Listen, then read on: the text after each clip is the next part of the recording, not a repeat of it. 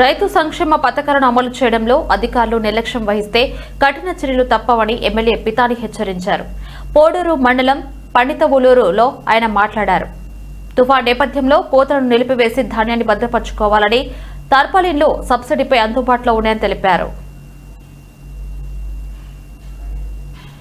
గత సైక్లోన్ నష్టాలకు పరిహారం చెల్లించేందుకు ప్రభుత్వం చర్యలు తీసుకుంటుందని చెప్పారు.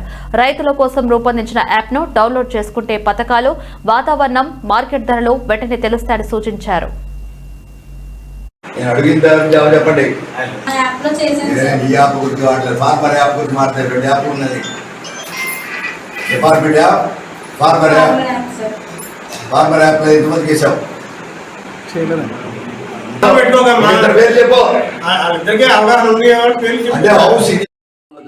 రైతన్న మీకోసం కార్యక్రమంలో భాగంగానే ప్రత్యేకంగా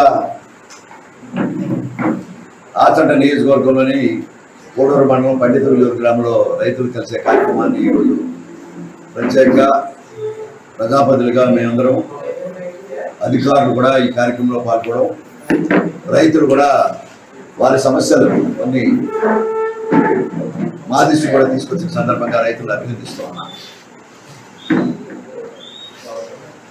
ఒకటి, ప్రధానంగా ప్రభుత్వం సైక్లోన్ హెచ్చరిక ద్వారా వాతావరణ శాఖ ఇచ్చిన వాతావరణాన్ని అనుకూలంగా రైతులు హార్వెస్టింగ్ మొత్తం ఈ 3 రోజులు 4 రోజులు హార్వెస్టింగ్ ఆఫ్ చేయమని చెప్పాం. ఆ రకంగా రైతుల్ని అవేర్నెస్ చేయడంలో అధికారులు సఫలీకృతమైన నిర్ణయిస్తున్నా. ఆ రకంగానే మనం ప్రభుత్వం ఇచ్చిన కార్యక్రమాల్లో ప్రధానంగా లాస్ జరిగిన సైక్లోన్లో అంచనానికి మించి రైతులు నష్టం వచ్చిందనే విషయాన్ని కూడా సమాచారాన్ని వ్యవసాయదారులు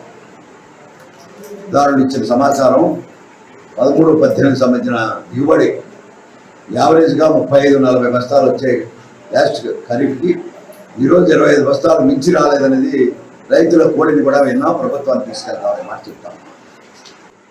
2, ఈ సైక్లోన్ హెచ్చరికలకు అనుగుణంగా టార్పాలిన్స్ కూడా ప్రభుత్వ పక్షాన సబ్సిడీ ద్వారానో కొన్ని చోట్ల సొసైటీ ద్వారా కూడా ఫ్రీగా రైతుకి అందజేసే, ఎవరైతే వ్యవసాయం హార్వెస్టింగ్ స్టేజ్లో ఉందో ఆ రైతుకి ఇచ్చే కార్యక్రమాన్ని కూడా ప్రభుత్వం ఇమీడియట్గా కలెక్టర్స్ ద్వారా డైరెక్షన్స్ ఇచ్చి గ్రామాల్లో రైతులు ఆదుకునే కార్యక్రమం